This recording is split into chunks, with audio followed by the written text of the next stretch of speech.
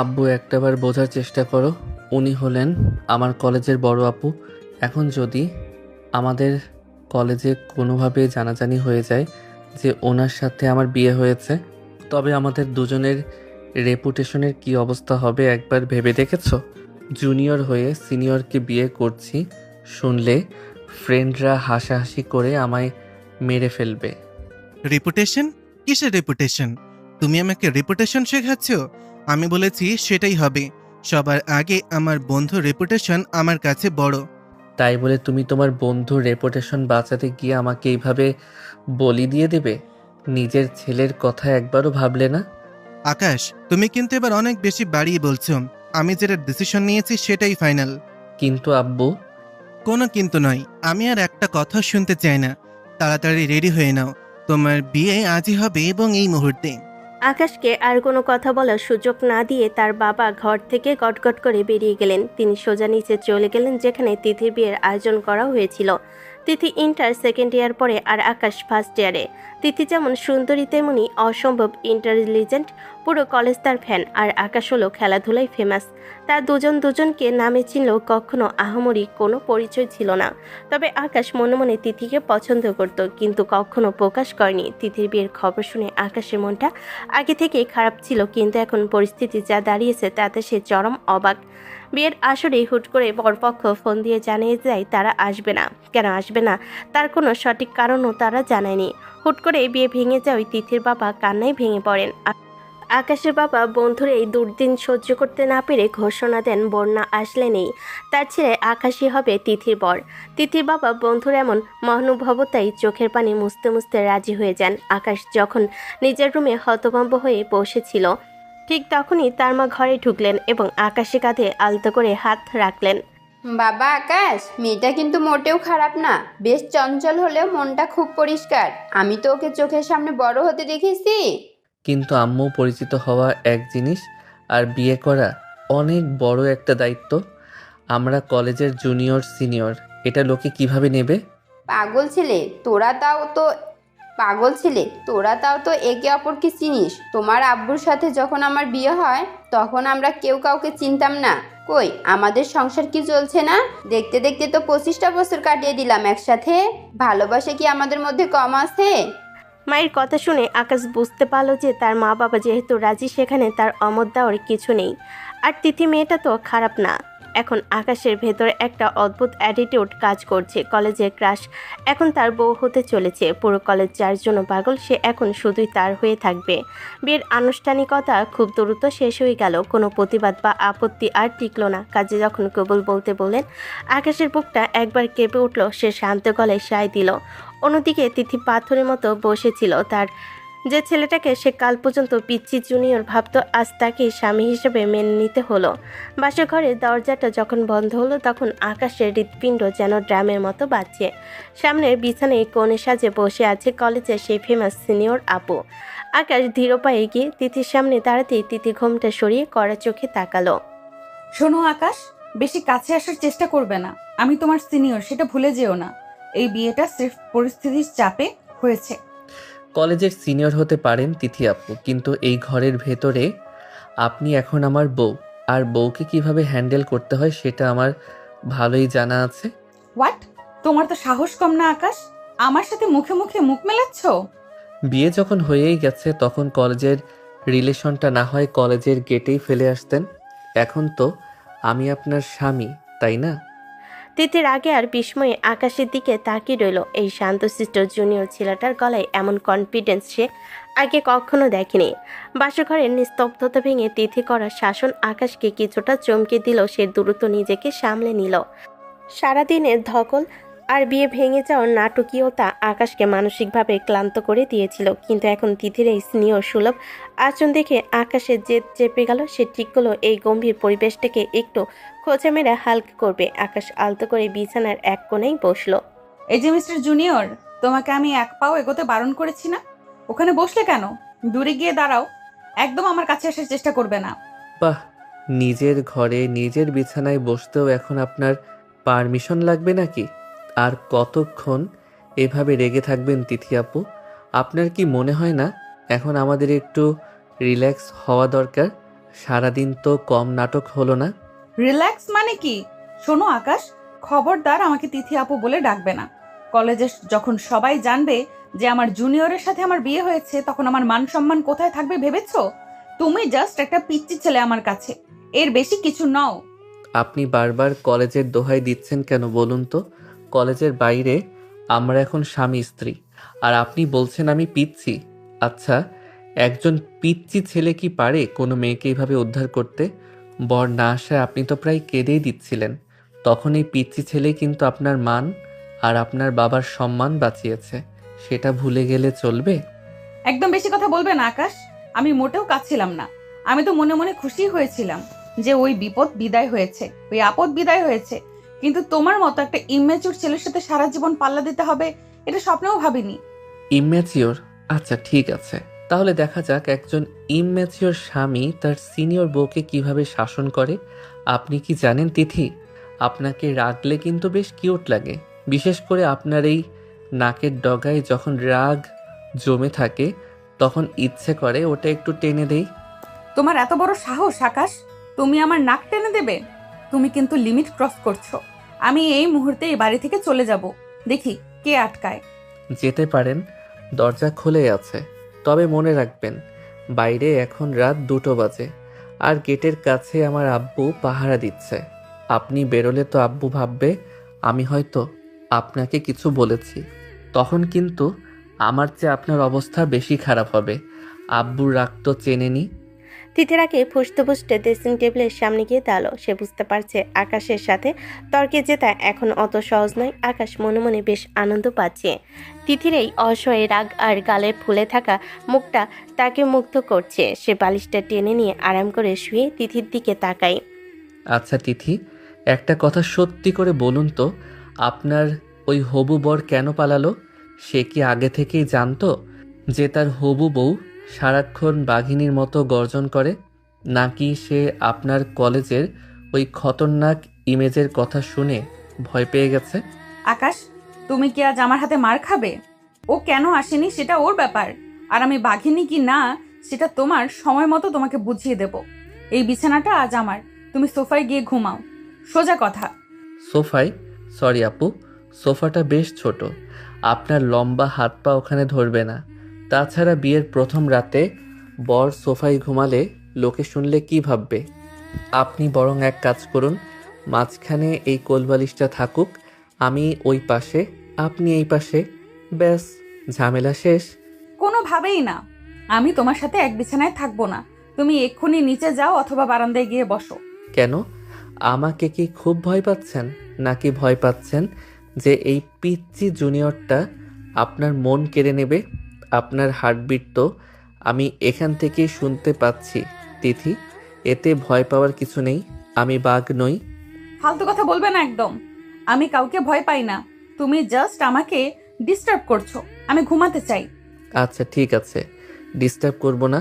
তবে একটা শর্ত আছে, কাল সকালে কলেজে যাওয়ার সময় আপনি আমার সাথে আমার বাইকে যাবেন। রাজি তো? অসম্ভব, কলেজের সবাই আমাদের একসাথে দেখলে কি ভাববে? ছি, আমি রিকশায় যাব, তুমি তোমার মতো যাবে। ও আচ্ছা, তার মানে আপনি ভয় পাচ্ছেন। ঠিক আছে, তাহলে আমি না হয় কাল কলেজে গিয়ে সবাইকে ঘটা করে বলে দেই যে আমাদের বিয়ে হয়েছে। সবাইকে গ্র্যান্ড ট্রিটও দিয়ে দেব কাল লাঞ্চ ব্রেকে। কি বলেন? না না, খবরদার এই কাজ করবে না আকাশ। ঠিক আছে বাবা, আমি তোমার সাথেই যাব। এবার অন্তত চুপ করো আর আমাকে শান্তিতে থাকতে দাও। আকাশ মনে মনে এক বিশাল জয়ের হাসি হাসলো। সে তিথিকে কলেজের কথা বলে ভয় দেখালে সে লাইনে আসবে। আকাশ আবার আয়েশ করে শুয়ে পড়ল। তিথি গজগজ করতে করতে বিছানার অন্য প্রান্তে গিয়ে বসলো। আকাশ মুচকি হাসছে। সে জানে তার মিষ্টি স্নেহর বউটাকে রাগিয়ে দিতে কি দারুণ মজা। আজকে রাতটা হয়তো এভাবেই ঝগড়াতেই কাটবে। কিন্তু এই ঝগড়ার ভেতরে এক অজানা প্রেমের বীজ বুনতে শুরু করেছে আকাশ।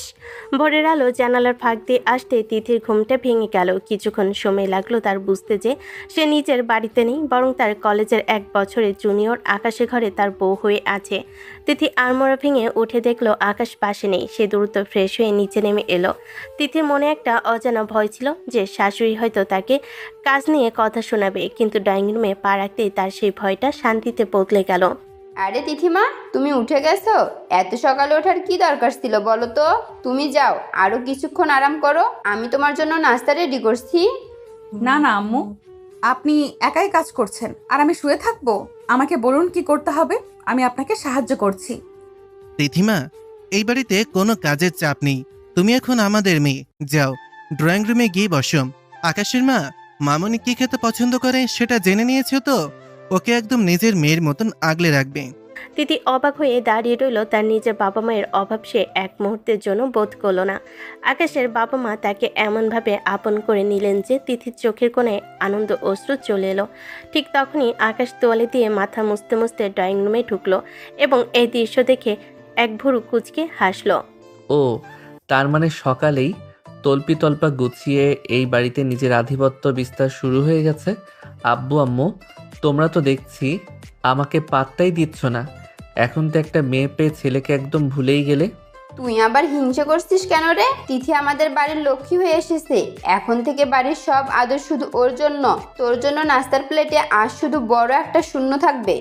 আব্বু, তুমিও কি মায়ের সাথে একমত? মানে আমার জন্ম কি তাহলে ভুল ছিল? কাল পর্যন্ত আমি ছিলাম নয়নমণি, আর আজ এক রাতের মধ্যে আমি হয়ে গেলাম সাইড হিরো।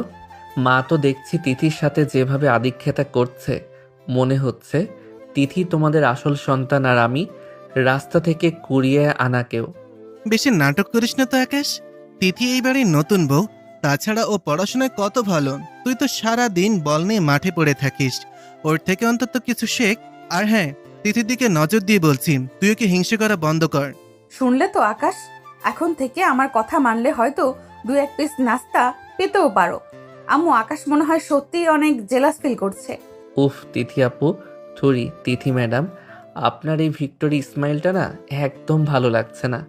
আব্বু, তুমি জানো না ও আমাকে কাল রাতে কত ধমক দিয়েছে? বলছে আমি নাকি ইম্যাচিওর, আর তোমরা কিনা ওকে মাথায় তুলছো।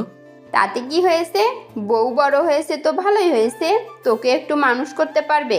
সারাদিন তোর যে চঞ্চলতা, তিথি পারবে তোকে লাইনে আনতে।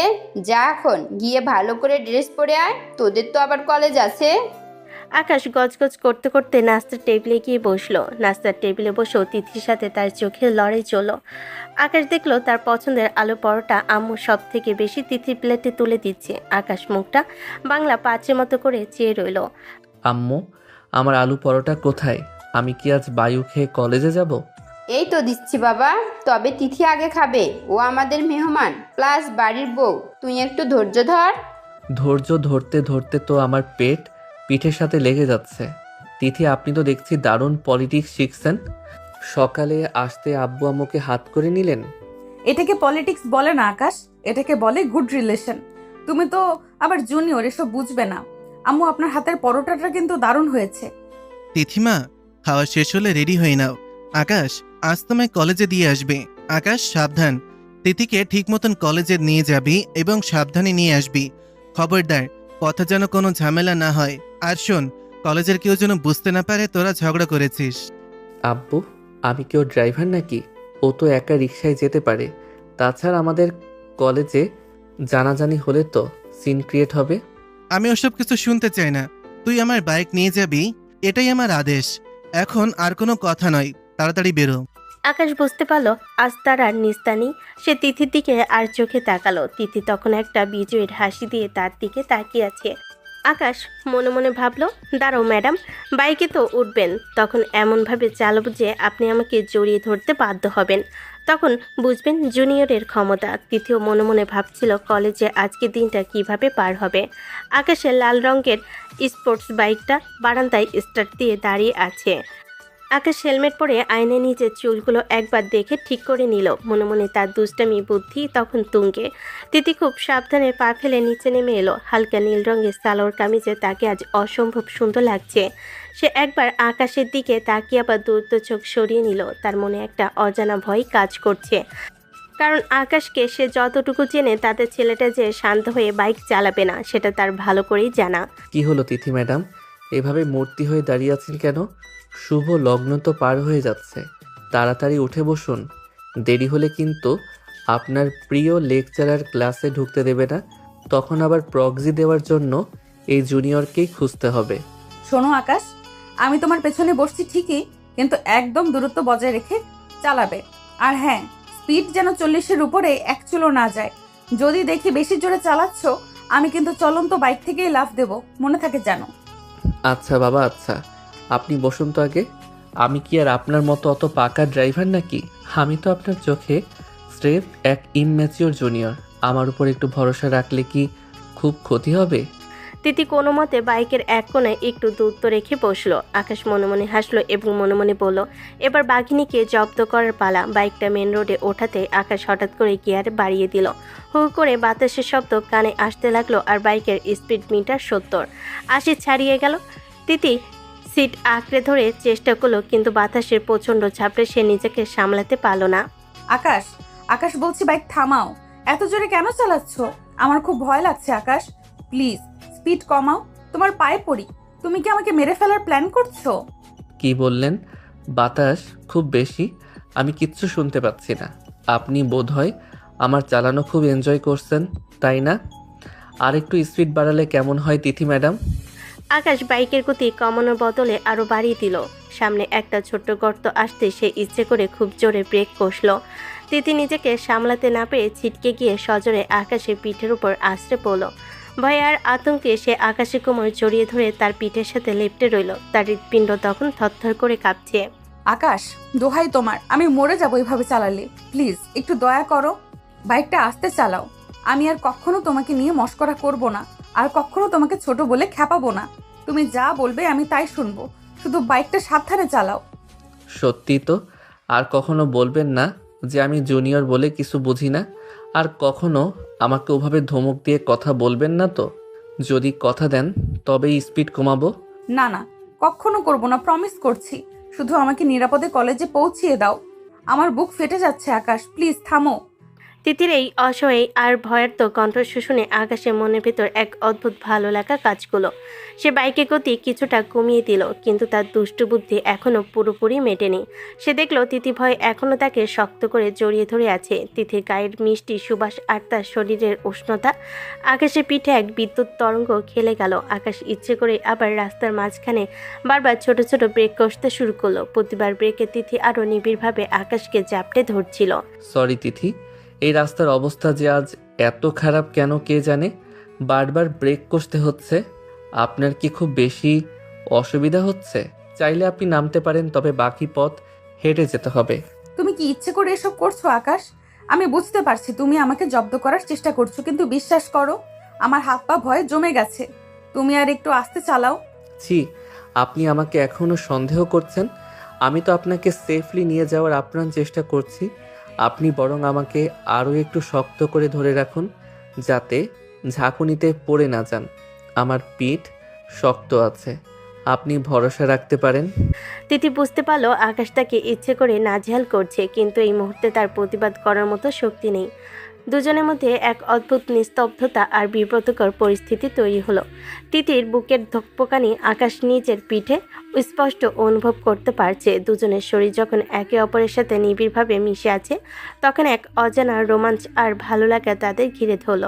তিথি লজ্জার অস্বস্তিতে চোখ বন্ধ করে রইল। সে মনে মনে ভাবল, এই জুনিয়র ছেলেটা তাকে যেভাবে কাবু করেছে তেমনটা আগে কেউ করতে পারেনি। কলেজে গেটের কাছাকাছি আসতেই আকাশ বাইকের গতি একদম কমিয়ে দিল। তিথি দ্রুত নিজেকে সরিয়ে নিয়ে একটু দূরত্ব বজায় রেখে বসলো। তার মুখটা তখন লজ্জায় লাল হয়ে আছে। আকাশও কিছুটা অপ্রস্তুত হয়ে হেলমেট খুলে ফেলল। কলেজের গেট পর্যন্ত আসার এই অল্প সময়ে তাদের দুজনের মধ্যে যে কী তোলপাড় বয়ে গেল তা তারা দুজনেই জানে। বাইক থামার পর তিথি এক মুহূর্ত অপেক্ষা না করে দ্রুত নেমে দাঁড়ালো। পৌঁছে গেছি ম্যাডাম। রাইডটা কেমন ছিল? ভাড়াটা কি এখন দেবেন নাকি রাতে বাড়িতে গিয়ে বুঝিয়ে দেবেন? তোমার সাথে কথা বলাই বৃথা। তুমি একটা আস্ত শয়তান। আমি জানতাম তুমি সুযোগ পেলে আমাকে জ্বালাবে, কিন্তু মনে রেখো আকাশ, এর শোধ আমি ক্লাসে নেব। তিথি আর এক সেকেন্ডও সেখানে দাঁড়ালো না। নিচের ব্যাগটা গুছিয়ে নিয়ে গটগট করে কলেজের ভেতরের দিকে হাঁটা দিল। আকাশ তাকিয়ে রইল তিথি চলে যাওয়ার দিকে। তার ঠোঁটের কোণে এক চিলতে বিজয় হাসি লেগে রইল। তবে আকাশ নিজেও বুঝতে পারছে না এই খুনসুটির আড়ালে সে তিথি কতটা মায়েই পড়ে যাচ্ছে। দুজনে কারোর মুখেই আর কথা সরল না। এক রোমাঞ্চকর অস্বস্তি আর ভালো লাগা নিয়ে তারা দুজনে কলেজের দিকে দুদিকে চলে গেল। কলেজের করিডোর দিয়ে তিথি যখন গটগট করে হাঁটছে, তার পেছনে একদল বন্ধু বান্ধব সবার চোখে মুখে এক ধরনের দুষ্টামি বুদ্ধি খেলা করছে। তিথি সরাসরি আকাশের ক্লাসরুমের সামনে গিয়ে দাঁড়ালো। ক্লাসের ভেতরে তখন বেশ শোরগোল। আকাশ তার বেস্ট ফ্রেন্ড রাজীবের সাথে আড্ডায় মগ্ন। তিথি ভেতরে ঢুকে তার হাতের ডায়েরিটা দিয়ে আকাশের বেঞ্চের উপর সজোরে একটা বাড়ি দিল। হঠাৎ এই শব্দে ক্লাসের সবাই চুপ হয়ে গেল এবং তিথির বন্ধু নিশি আর সজলও দুই পাশে বেশ গম্ভীর হয়ে দাঁড়িয়ে গেল। এই ছেলে, কখন থেকে এখানে দাঁড়িয়ে কথা বলছি, কানে যায় না তোমার?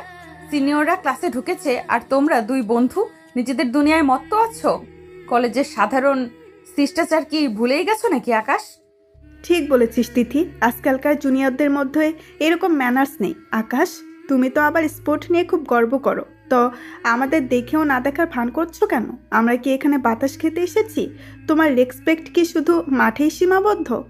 আরে তিথি আপু, নিশি আপু, সজল ভাই, আপনারা সবাই একসাথে আমাদের ক্লাসে।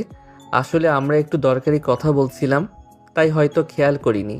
কিন্তু হঠাৎ এই সদলবল নিয়ে হানা দেওয়ার কারণ কি? আমি কি কোনো অপরাধ করেছি? অপরাধ কিনা সেটা পরে বোঝা যাবে। আমরা কালচারাল কমিটির মেম্বার। আমাদের কলেজের সামনে যে বড় অনুষ্ঠানটা আছে, সেখানে তোমাদের ব্যাচের সবার অ্যাক্টিভ পার্টিসিপেশন চাই। বিশেষ করে তোমাদের জনপ্রিয় মুখদের তো থাকতেই হবে। তুমি না থাকলে অনুষ্ঠান জমবে কিভাবে? একদম ঠিক কথা আকাশ, তুমি যে হারে আমাদের আর আমাদের কথা অ্যাভয়েড করে চলছো, তার জন্য তোমাকে একটা বিশেষ দায়িত্ব দেওয়ার সিদ্ধান্ত নিয়েছি আমরা সবাই মিলে। পরে কিন্তু বলতে পারবে না যে আপু আগে বলেননি কেন। কিসের দায়িত্ব? আমি তো খেলাধুলা সেকশনে নাম দিয়েছি। কালচারাল প্রোগ্রামে আমার কি কাজ? আমি তো গান গাইতে পারি না, আর অভিনয়ের ধারে কাছেও নেই। আমাকে অন্য কোনো ডিউটি দেন, যেটা আমি পারবো। গান বা অভিনয় তোমাকে দিয়ে হবেও না, সেটা আমরাও জানি। আমরা ঠিক করেছি তুমি এই অনুষ্ঠানে সোলো ডান্স পারফর্ম করবে। এটা আমাদের কমিটির ফাইনাল ডিসিশন। তোমাকে স্টেজে নাচতে হবে এবং এটাই তোমার শাস্তি। বাহ, দারুণ আইডিয়া তিথি। স্পোর্টস হিরো যখন স্টেজে কোমর দোলাবে তখন তো পুরো কলেজ হাততালিতে ফেটে পড়বে। আকাশ, তোমার ওই লম্বা হাত পাগুলো এবার নাচের মুদ্রায় দেখতে চাই আমরা, বেশ মজাই হবে। আপনারা কি আমার সাথে মজা করছেন? নিশি আপু, সজল ভাই, আপনারা অন্তত বোঝেন আমি জীবনে সোজা হয়ে দুবার হাত পা নাড়াতে পারিনি, আর এখন আমাকে পুরো কলেজের সামনে নাচতে হবে। এটা স্রেফ আমাকে হাসির পাত্র বানানোর একটা প্ল্যান। তিথি আপু, আপনি এটা ইচ্ছা করে করছেন শুধু আমাকে জব্দ করার জন্য। মোটেও ইচ্ছে করে নয় আকাশ। আমি চাই তুমি তোমার এই রাফ অ্যান্ড টাফ ইমেজের বাইরে গিয়ে নতুন কিছু ট্রাই করো। ভয় পাচ্ছ নাকি? একজন জুনিয়র হয়ে সিনিয়রদের চ্যালেঞ্জ নিতে ভয় পাচ্ছ? এটা দেখতে কিন্তু বেশ ভালোই লাগছে। সবাই শোনো, তোমাদের ফ্রেন্ড আকাশ এবার আমাদের অনুষ্ঠানের মেইন শোন আকর্ষণ আকাশ, হতে চলেছে। আপত্তি করে লাভ নেই। তিথি যখন নাম লিখে ফেলেছে, তখন তোকে নাচতেই হবে। আর যদি না নাচিস, তবে আমাদের কালচারাল কমিটি থেকে তোকে ব্ল্যাকলিস্ট করা হবে। তখন কিন্তু তোকে কোনো স্পোর্টস কোটা বা কোনো পাওয়ারেই তোকে বাঁচাতে পারবে না। তিথি, এটা কিন্তু একদম ঠিক হচ্ছে না। আপনি বাড়িতে গিয়ে আমার অবস্থা বুঝবেন। কলেজের এই পাওয়ার দেখানো কি খুব দরকার ছিল? আপনি কি চাচ্ছেন আমি সবার সামনে ইয়ার্কির পাত্র হই? আপনার মনে কি এক ফোঁটা মায়া নেই আমার জন্য? বাড়িতে কি হবে সেটা বাড়িতে দেখা যাবে, কিন্তু এখন আমি তোমার সিনিয়র আর তুমি আমার জুনিয়র। এখানে রুলস আমি সেট করি আকাশ। যাও, এখন থেকেই ইউটিউব দেখে নাচের স্টেপ শেখা শুরু করে দাও। না পারলে কিন্তু কলেজের সামনে মান সম্মান পুরোটাই যাবে। Best of luck junior. চল তিথি, আমাদের অনেক কাজ আছে। আকাশ তো প্র্যাকটিস শুরু করার জন্য এখন থেকে ছটফট করছে। বাই বাই আকাশ, নাচের রিহার্সেলে দেখা হবে। তিথি তার দলবল নিয়ে হাসি মুখে ক্লাস থেকে বেরিয়ে গেল। আকাশের রাগী আর অসহায় চেহারাটা দেখে সে মনে মনে এখন ভীষণ তৃপ্তি পাচ্ছে। তিথি চলে যাওয়ার পর আকাশ নিজের বেঞ্চে ধপ করে বসে পড়ল। তার মাথা তখন রাগে ঝিমঝিম করছে। তার বন্ধু রাজীব তাকে নিয়ে টিটকারি মারতে শুরু করেছে। আকাশ মনে মনে ঠিক করলো, তিথি যদি তাকে এভাবে জব্দ করতে চায়, তবে সেও এর একটা ভিত বাড়িতে গিয়ে করে ছাড়বে। সারাদিন কলেজের শত ঝুট ঝামেলা আর খুনসুটি শেষে বাড়িতে আকাশ আর তিথির সময়টা বেশ শান্তিতে কেটেছে। বাবা মায়ের সামনে তারা যেন এক আদর্শ দম্পতির অভিনয় করেছে, যে কেউ কল্পনাও করতে পারবে না তাদের মধ্যে যুদ্ধ চলছে। রাতে ডিনার শেষে তারা হাসি মুখে নিজেদের ঘরে ফিরে এলো। আকাশ ঘরে ঢুকেই স্থিরভাবে পেছনে দরজাটা আটকে লক করে দিল। এরপর সে সব কিছু নিশ্চুপ হয়ে দরজায় হেলান দিয়ে দাঁড়িয়ে রইল। তার চোখে মুখে তখন এক রহস্যময় চপলতা।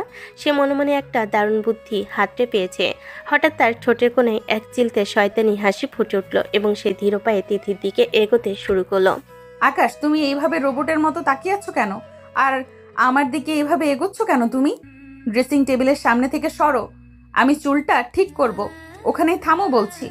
কেন তিথি ম্যাডাম, আমি আমার নিজের ঘরে নিজের বিবাহিত স্ত্রীর দিকে এগিয়ে আসছি, তাতে আপনার এত আপত্তির কি আছে? আজ কলেজে তো সবার সামনে আমাকে বেশ নাজেহাল করলেন, সিনিয়র হওয়ার অনেক পাওয়ার দেখালেন, এখন একটু আমার পাওয়ার দেখানোর পালা, কি বলেন? আকাশ দেখো, ইয়ার্কি করো না। কলেজে যা হয়েছে সেটা তো জাস্ট একটা ফান ছিল। বন্ধুদের সামনে একটু ভাবনা নিলে হয়। তুমি ওটা নিয়ে এখনো মনে মনে রাগ পুষে রেখেছো। আর তুমি এইভাবে উথাল পাথাল ভঙ্গিতে কথা বলছো কেন? রাগ? না না, আমি একদম রাগ করিনি। আমি তো জাস্ট একটা ধ্রুব সত্য মনে করিয়ে দিচ্ছি। কলেজে না হয় আপনি আমার পরম শ্রদ্ধেয় সিনিয়র আপু, কিন্তু এই ঘরের ভেতরে তো আমি আপনার স্বামী, আর স্বামী স্ত্রীর মধ্যে তো এমন রোমান্টিক ঘনিষ্ঠতা হতেই পারে, তাই না? নাকি এখানেও আপনি সিনিয়রিটি দেখাবেন? কিছু একটা হতে পারে মানে কি? আকাশ, তুমি কিন্তু ধীরে ধীরে লিমিট ক্রস করছো। একদম কাছে আসবে না বলছি। ছাড়ো আমাকে, ওদিকে যাও। কেন ছাড়বো? কলেজের সেই দাপুটে তিথি আপু আজ একটা ছোট জুনিয়রের কাছে ভয়ে কুঁকড়ে যাচ্ছে। আপনার হার্টবিট তো একদম লাউড স্পিকারের মতো বাজছে। তিথি, কি হলো? মুখটা অত শুকিয়ে গেছে কেন? আমি তো বাঘ নই যে আপনাকে খেয়ে ফেলবো। আমি তো শুধু আমার অধিকারের কথা বলছি। আকাশ প্লিজ, তুমি কি করছোটা কি?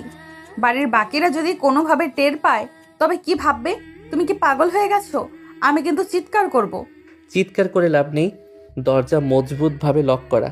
এখন আপনার কাছে মাত্র দুটো অপশন আছে, হয় আপনি আমার সাথে এই মায়াবী রোমান্টিক সময়টা কাটাবেন, নয়তো আমি আপনাকে একটা শর্ত দেব। কোনটা আপনার জন্য সহজ হবে? কি শর্ত তাড়াতাড়ি বলো। আর তুমি আগে একটু দূরে সরে দাঁড়াও, আমার দম বন্ধ হয়ে আসছে। এইভাবে তাকাচ্ছ কেন আমার দিকে? শর্তটা একদম পানির মতো সহজ। আমাকে ওই অনুষ্ঠানে নাচতে হবে না, আপনি ওই লিস্ট থেকে আমার নামটা এখনই কেটে দেবেন। যদি রাজি হন তবে আমি এখন দূরে সরব, আর যদি রাজি না হন তবে কিন্তু আজকের রাতটা আমাদের জন্য অনেক বেশি স্মরণীয় হয়ে থাকবে। অসম্ভব। লিস্ট একবার ফাইনাল হয়ে গেছে আর আমি সেটা জমাও দিয়ে দিয়েছি। ওটা চেঞ্জ করা কোনোভাবেই সম্ভব না। তোমাকে নাচতেই হবে আকাশ। এটা নিয়ে কোনো রিকোয়েস্ট বা ব্ল্যাকমেইল আমি শুনবো না। ও আচ্ছা, তার মানে আপনি চান আমি আপনার আরও কাছে আসি? ঠিক আছে, আমার কোনো আপত্তি নেই। আমি তো আপনার ইচ্ছাকেই প্রাধান্য দিচ্ছি। চলুন তবে আজকের রাতটা না হয় আমাদের নামেই লিখে দিই।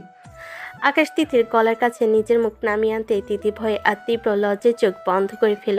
সে বুঝতে পারছে আকাশ আজ তাকে পুরোপুরি কোণঠাসা করে ফেলেছে। আকাশের গায়ে করা পারফিউমের ঘ্রাণ আর তার তপ্ত নিঃশ্বাসের ছোঁয়া তিথির সারা শরীরে এক অজানা শিহরণ জাগিয়ে তোল।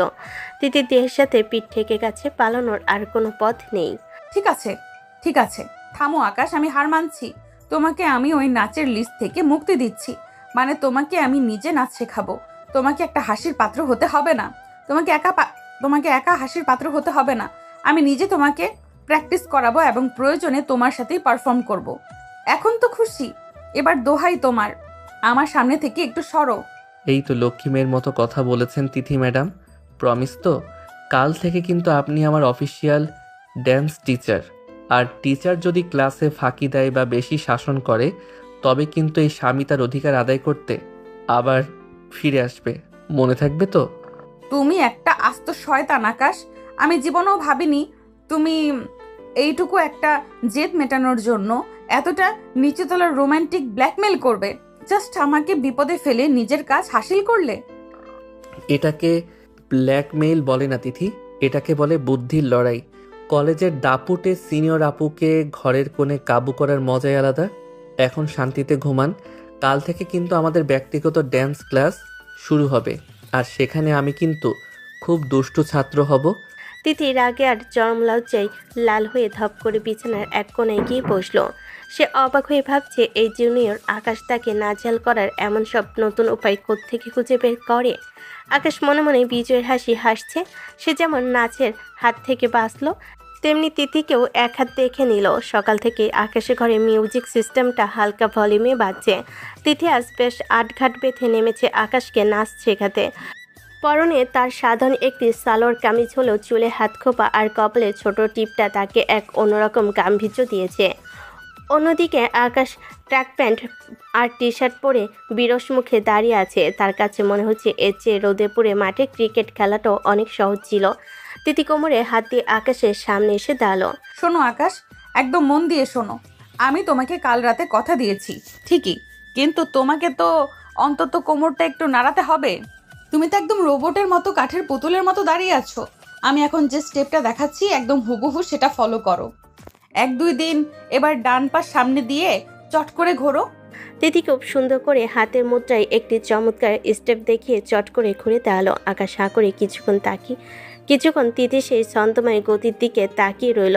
তারপর নিজের লম্বা পা দুটো আড়াআড়ি করে ঘুরতে গিয়ে নিজের পায়ের সাথে নিজেই প্যাচ লাগিয়ে দিল।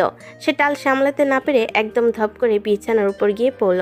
ধুর, এসব কি ছাইপাস নাচ শিখাচ্ছ তুমি? ধুর ছাই, এসব আমার দ্বারা জীবনেও হবে না তিথি। এর চেয়ে তো ক্রিকেট খেলা 1000 গুণ ভালো। অন্তত মাঠে নেমে বল দেখে সজোরে একটা ছক্কা মারা যায়। এই যে ডানে মোড়ো বায়ে যেও, এই যে ডানে মোড়ো বায়ে ঘোরো, এসব তো মেয়েলি কাজ।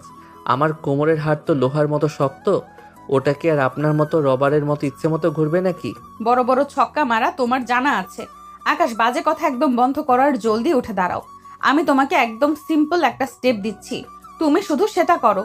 নিজেকে খুব বড় স্পোর্টসম্যান ভাবো না? তাহলে শরীরের ব্যালেন্স ঠিক করতে পারছো না কেন? আবার করো, আমি আবারও দেখাচ্ছি। এবার যদি ভুল হয় তবে কিন্তু খবর আছে। তিথি আবার আকাশের হাত ধরে তাকে এক ঝটকে টেনে তুলো। তিথি আকাশের খুব কাছাকাছি গিয়ে তার ডান হাতটা নিজের কাঁধের উপর রাখলো এবং আকাশের অন্য হাতটা নিজের শক্ত হাতের মুঠোয় নিল। আকাশ হঠাৎ তিথির এত কাছে চলে আসে বেশ অপ্রস্তুত হয়ে গেল। তিথির গায়ের মিষ্টি পারফিউমের সুবাস তার নাকে এসে বারবার ধাক্কা দিচ্ছে। আকাশের বুকের ভেতরটা তখন কেমন যেন ধকধক করে উঠছে। আপনি কি চাচ্ছেন আমি সত্যি সত্যি স্টেজে গিয়ে পুরো কলেজের সামনে নিজেকে হাসির পাত্র বানাই? দেখুন তিথি, আমি আপনার চোখের দিকে তাকিয়ে এইভাবে হাত পা নাড়াতে পারছি না। আমার নাচের দন্ত নো জানা নেই। তার উপর আপনি যখন এইভাবে আমার দিকে তাকিয়ে কমান্ড দেন, তখন আমি পা ফেলার কথা ভুলে আপনার চোখের দিকে তাকিয়ে থাকি। কেন, আমি কি বাঘ নাকি যে আমাকে দেখে তোমার ভয় পাওয়ার কি আছে? আমার চোখের দিকে তাকাতে সমস্যা কোথায়? আমি তো তোমার পার্টনার হিসেবে তোমাকে রিহার্সাল করাচ্ছি। মন দাও আকাশ, নয়তো কিন্তু কলেজের ওই বন্ধুরা তোমাকে নিয়ে সারা জীবন হাসাহাসি করবে। চলো, এই মিউজিকের তালে পা মেলাও। তিথি আবার আকাশকে নিয়ে ছন্দের তালে মুভ করা শুরু করলো। এবার আকাশ কিছুটা মনোযোগ দেওয়ার চেষ্টা করলো ঠিকই, কিন্তু যেই না তিথি তাকে একটু নিচু হয়ে ঘোরার স্টেপটা দেখালো, আকাশ নিজে ভারসাম্য হারিয়ে ফেলল। সে সোজা তিথির ওপর আশ্রে পড়ার উপক্রম হলো। তিথি নিজেকে সামলাতে গিয়ে পিছলে পড়ে যাচ্ছিল। ঠিক সেই মুহূর্তে আকাশ তার এক হাত বাড়িয়ে তিথির সরু কোমরটা শক্ত করে জড়িয়ে ধরল। তিথি নিচে পড়ে না গিয়ে সরাসরি আকাশের বুকের উপর আশ্রে পড়ল। আকাশ, তুমি কি এটা ইচ্ছে করে করলে? বারবার কেন তুমি আমার এত কাছে চলে আসছো? আর কেনই বা আমাকে এইভাবে ধরছো? আমি কি ইচ্ছা করে পড়ে যাচ্ছি নাকি? আপনি তো আমাকে শরীরের ব্যালেন্স ঠিক করতে বললেন। দেখুন, আপনি তো আবার পড়ে যাচ্ছিলেন। আমি কিন্তু সময় মতো আপনাকে জাপটে ধরলাম। এখন তো আর এই জুনিয়রকে ইম্যাচিওর বলতে পারবেন না। ছাড়ো আমাকে, এখন প্র্যাকটিস করো ঠিক মতো। এসব শয়তানি বুদ্ধি পরে দেখাবে। তোমার হাত তো কোমর ছাড়ার নামই নিচ্ছে না।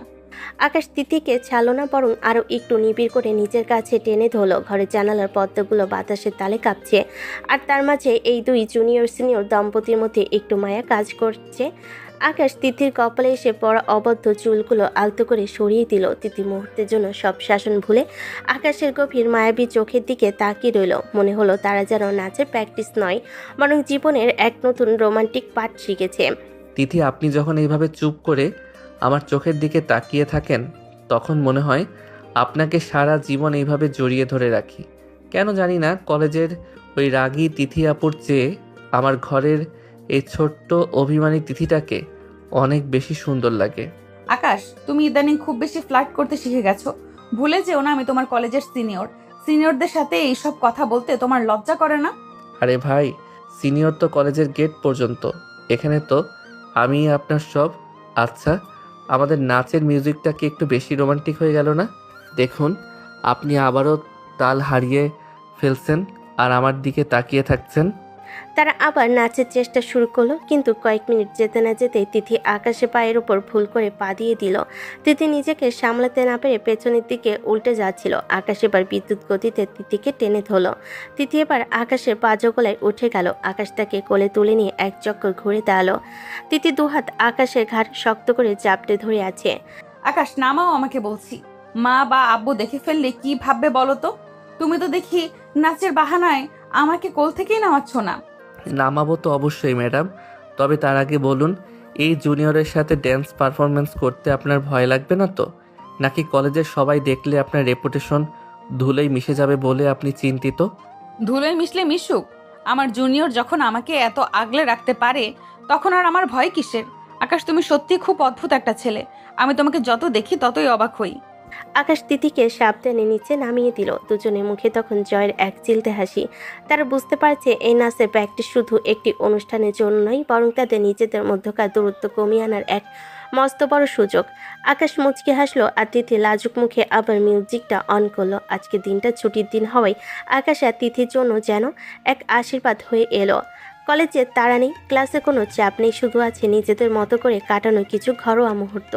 সকাল থেকে বাড়ির পরিবেশটা খুব উৎসব মুখর। আকাশের মা রান্নাঘরে ব্যস্ত সবার পছন্দের সব খাবার তৈরিতে, আর ড্রয়িং রুমে আকাশের বাবা খবরের কাগজ নিয়ে বসেছেন। আকাশ আর তিথি তখন দোতলার ঘরে নাচের প্র্যাকটিসে মগ্ন। তবে আজ আর ঝগড়া নয়, বরং নাচের প্রতিটা স্টেপে তারা একটা অদ্ভুত তাল খুঁজে পেয়েছে।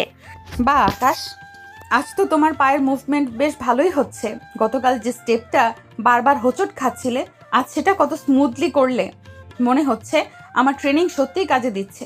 ট্রেনার যদি সারাক্ষণ বাঘিনীর মতো হুঙ্কার দেয় তবে যে কোনো গাধাও ঘোড়া হয়ে যাবে। তবে সত্যি বলতে কি তিথি, প্র্যাকটিস করতে করতে আজ কেন জানি আমারও খুব ভালো লাগছে। হয়তো পার্টনারটা আমার চেনা বলে নাচের ছন্দটা দ্রুত ধরতে পারছি। তাই নাকি? এত প্রশংসা কি আমাকে ভোলাবার জন্য, নাকি সত্যি সত্যি মন থেকে বলছো? তোমার তো আবার মুখে এক আর মনে অন্য কিছু থাকে। সারাদিন তো আমাকে জ্বালিয়ে মারো। আরে না, আজ তো ছুটির দিন, আজ ঝগড়ার মুডে নেই। বরং চলো আজ সারাদিন আমরা এই সুন্দর সময়টা এনজয় করি। এই যে তুমি আমাকে নাচ শেখাচ্ছ, এটা তো আমাদের নিজেদের মধ্যকার বোঝাপড়াটাকেও দারুণ করছে, কি বলো? তিথি আর কোনো কথা না বলে লাজুক হাসলো। নাচের বিরতিতে তারা দুজন মিলে নিচে নেমে এলো। ড্রয়িং রুমে যেতে আকাশের বাবা চশমাটা নাকের ডগায় নামিয়ে তাদের দিকে তাকালেন এবং হাসি মুখে তাদের দুজনকে কাছে ডাকলেন। কিরে আকাশ, তোর নাচের প্র্যাকটিস কত দূর? মামানি তোকে ঠিক মতন শেখাচ্ছে তো, নাকি তুই আজও ওর উপর জবরদস্তি করছিস? সাবধান কিন্তু, তিথির কোনো নালিশ পেলে কিন্তু তোর খবর আছে। আব্বু, তুমি সবসময় আমাকেই কেন দোষী বানাও বলো তো? তিথি তো এখানে একদম কমান্ডিং অফিসারের মতো শাসন করছে। বরং আমারই উচিত তোমার কাছে বিচার দেওয়া। তোমার এই আদরের মেয়ে তো আমাকে এক মুহূর্ত জিরোতে দিচ্ছে না। একদম মিথ্যা কথা আব্বু। আকাশকে নাচের স্টেপ দেখাতেই আমার ঘাম ছুটে যাচ্ছে। ও শরীর তো একদম কাঠের মতো শক্ত, তবু আমি চেষ্টা করছি ওকে স্টেজে দাঁড় করানোর মতো তৈরি করতে। আপনি বলুন, ও কি ঠিক বলছে? থাক বাবা, অনেক হয়েছে। তোরা এখন একটু খেয়ে নে। তিথিমা, এই পায়েসটা আমি স্পেশালি তোর জন্য করেছি। আকাশকে বেশি দিবি না, ও তো সারাক্ষণ তোকে খেপায়। আম্মু, এটা অন্যায়। আমি এই বাড়ির ছেলে হয়ে পায়েস পাবো না? তিথি তো এসে আমার সব আদর কেড়ে নিল। এখন দেখি খাবারের ভাগটাও ও একাই খাবে। আকাশের মায়ের হাতের পায়েস খেয়ে তিথির মনটা ভরে গেল। সে নিজের বাবার বাড়ির কথা একবারও বাবার সময় পাচ্ছে না। আকাশের পরিবারের সবাই তাকে এতটাই আপন করে নিয়েছে যে তার মনে হচ্ছে সে সারা জীবন এই বাড়িতেই ছিল। দুপুরে খাবারের পর তারা সবাই মিলে ক্যারাম খেলায় মেতে উঠল। আকাশ আর তার বাবা এক দলে, আর তিথি ও আকাশের মা অন্য দলে।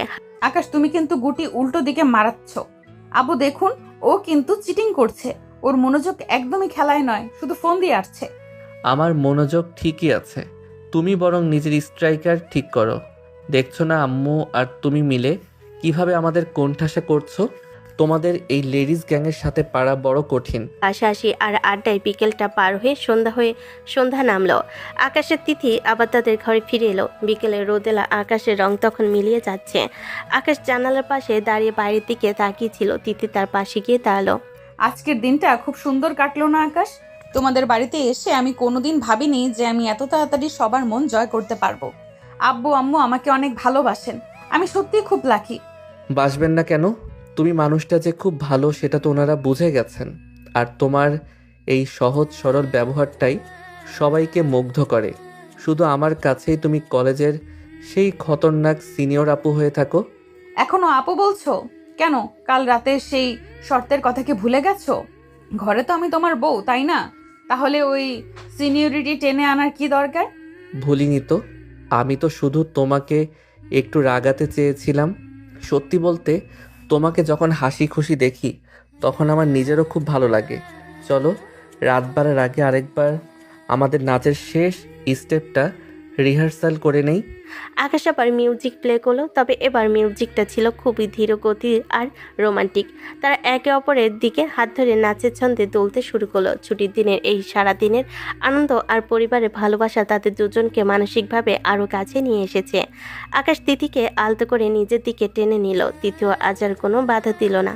সকালে মিষ্টি রোদে ডাইনিং টেবিলটা আজ হাসাহাসিতে মুখর। আকাশে মা গরম গরম লুচি আর আলুর দম টেবিলে পরিবেশন করছেন, আর আকাশ সুযোগ পেলে তিথিকে নিয়ে বারবার বাবার কাছে রসিকতা করছে। ব্রেকফাস্ট শেষ করে আকাশের তিথি কলেজের উদ্দেশ্যে বেরিয়ে পড়লো। সারাদিন ক্লাস আর নাচের রিহার্সালে ধকল শেষে বিকেলে তার যখন বাড়ির পথ রওনা দিল তখন আকাশ বেশ ফুরফুরে মেজাজে বাইক চালাচ্ছিল। কিন্তু হঠাৎ করে নির্জন রাস্তার মাঝে বাইকটা অদ্ভুত শব্দ করে বন্ধ হয়ে গেল। আরে এটা আবার কি হলো? এই অসময়ে আমার রাজকীয় ঘোড়া কেন বিগড়ে গেল বুঝতে পারছি না তো। তিথি, আপনি একটু কষ্ট করে নামুন তো, দেখি একবার ট্রাই করে স্টার্ট হয় কিনা। আমি জানতাম তোমার মতো ইমিচুর ড্রাইভারের বাইক মাঝ রাস্তায় নষ্ট হওয়াটাই স্বাভাবিক। এখন কি হবে শুনি? আমি কি এই ভর দুপুরে রাস্তার মাঝখানে দাঁড়িয়ে রোদে পুড়বো? আহা তিথি, এভাবে গরম হচ্ছেন কেন? রোদে পুড়লে তো আপনার ওই ফর্সা গাল দুটো লাল হয়ে যাবে। সামনে একটা মেকারের দোকান আছে, ওখানে দিয়ে আসি। আপনি বরং একটু হেঁটে সামনে এগিয়ে যান, আমি আসছি।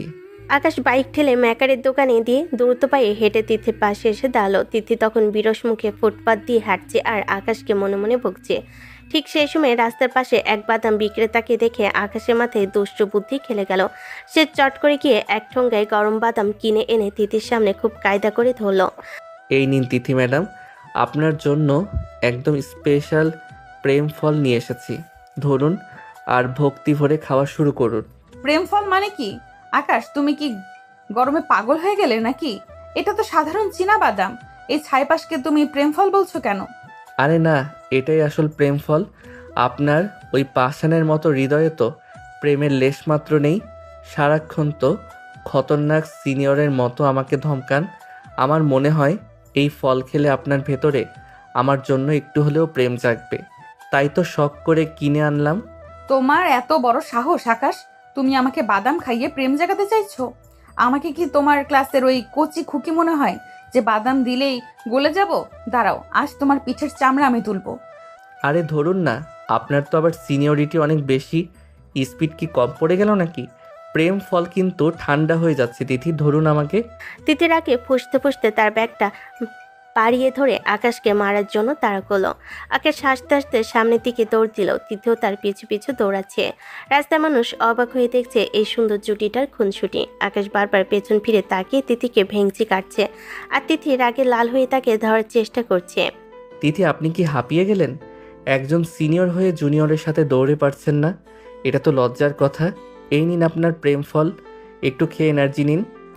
আকাশ, তুমি যদি একবার আমার হাতে ধরা পড়ো তবে কলেজের ওই নাচের স্টেপ আমি তোমার হাড় গোড় ভেঙে শেখাবো। থামো বলছি, তুমি কি থামবে না? না, একদম না। আগে বলুন আপনি স্বীকার করছেন কিনা যে আমি আপনার প্রিয় স্বামী। এটা স্বীকার করলে আমি থেমে যাব, কথা দিচ্ছি। ফালতু কথা বলবে না। তুমি আমার জাস্ট একটা জ্বালাতনকারী জুনিয়র। এখনই থামো বলছি আকাশ। এভাবে হাসাহাসি আর ধাওয়া পাল্টা ধাওয়ার মাধ্যমে তারা যখন নির্জন রাস্তার এক মোড়ে পৌঁছালো, ঠিক তখনই হুট করে একটা কালো রঙের দামি গাড়ি প্রচণ্ড গতিতে এসে সজোরে ব্রেক কষে তাদের একদম সামনে দাঁড়ালো। টায়ারের ঘর্ষণের শব্দে পুরো এলাকায় কেঁপে উঠল। আকাশ আর তিথি দুজনেই মুহূর্তের মধ্যে স্থির হয়ে গেল।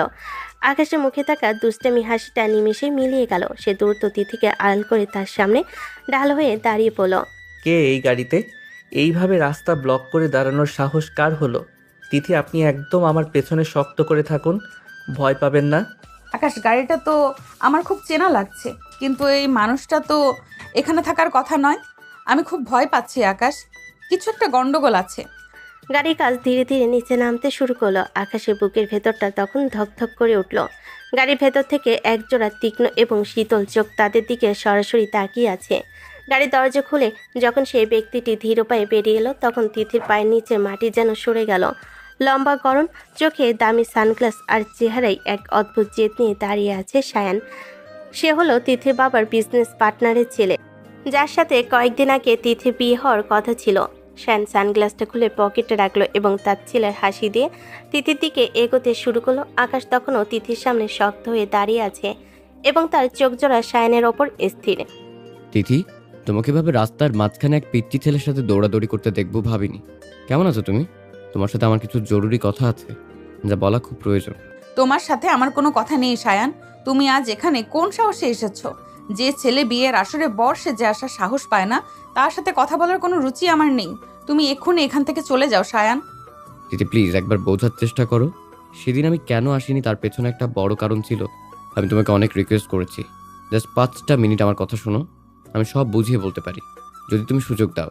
শোনেন মিস্টার, উনি আপনাকে চলে যেতে বলেছেন, তার মানে আপনি এখনই এখান থেকে বিদায় হবেন। আর যে পিচ্চি ছেলের কথা বললেন, সেই ছেলে এখন তিথির স্বামী, তাই নিজের লিমিট ক্রস করবেন না এবং দূরে গিয়ে কথা বলুন। তুমি কি জানো কার সাথে কথা বলছো পিচ্চি? তিথি, তুমি কি সত্যি এই বাচ্চা ছেলেটার কথা শুনে আমাকে ফিরিয়ে দেবে? আমাদের সম্পর্কটা এত ঠুনকো ছিল না। মাত্র একবার আমার কথা শোনো তিথি। আকাশ, ওর কোনো কথা শোনার দরকার নেই। ও একটা চরম প্রতারক। চলো আমরা এখান থেকে চলে যাই। আমি ওর ছায়াও মারাতে চাই না। ওকে দেখার পর আমার ঘৃণা হচ্ছে আকাশ।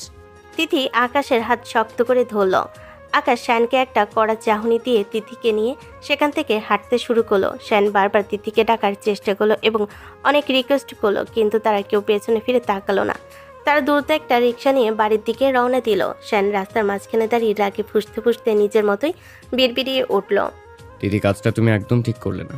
এই পিচ্চি জুনিয়র ছেলেটার সাথে আমাকে এভাবে অপমান করলে, মনে রেখো এর দাম তোমাকে খুব চড়াভাবে দিতে হবে। সায়ান যা চায় তা পাওয়ার জন্য যে কোনো সীমা পার করতে পারে। তুমি আমার হাত থেকে বাঁচতে পারবে না। বিয়ের আগের দিন তুমি আমাকে নিজে ফোন করে বললে তুমি বিয়েটা করতে চাও না, তুমি একটু সময় চাও। তোমার কথা রাখতে আমি রিস্ক নিয়ে সেদিন বিয়ে করতে আসলাম না, কিন্তু তুমি ঠিকই বিয়ে করে নিলে। ঠিক আছে, ব্যাপার না। তুমি আমাকে শান্তি দাওনি, আমিও তোমাকে শান্তিতে থাকতে দেব না। তোমার পুরো পরিবারকে ধ্বংস করে আমি রাস্তায় নিয়ে আসবো, আই প্রমিস। বাড়িতে ফেরার পথে আকাশ আর তিথি দুজনেই খুব চুপচাপ ছিল। শ্যানের হঠাৎ ফিরে আসা, তার উপর এই রহস্যময়ী হুমকি তিথির মনের ভেতর এক অজানা ভয় ঢুকিয়ে দিয়েছে। তবে আকাশ মনে মনে ঠিক করেছে, ওই লোকটা যদি আবার বিরক্ত করে তাহলে সে এর কঠিন বিহিত করবে। বাড়িতে ফিরে তারা স্বাভাবিক হওয়ার চেষ্টা করলো। রাতে ডিনার টেবিলে সবার সাথে হাসি মুখে কথা বলল। দুজনের মনের কোণে তখনও সায়ানের ছায়া লেগে আছে। ডিনার শেষ হতে না হতে আকাশের বাবা এক বিশেষ ঘোষণা দিলেন। আকাশ, তিথিমা, মন দিয়ে শোনো, কাল সকালে তোমাদের দুজনের কোনো জরুরি কাজ নেই তো? তিথির বাবা আজ ফোন করেছিলেন। উনি তোমাদের দুজনকে কাল ওনাদের বাড়িতে দাওয়াত করেছেন। অনেক দিন তো হলো, তিথিও নিজের বাড়িতে যাওয়া হয়নি। সত্যি আব্বু, বাবা ফোন করেছিলেন? আমি তো ভাবতেই পারিনি এত তাড়াতাড়ি বাড়িতে যাওয়ার সুযোগ পাবো।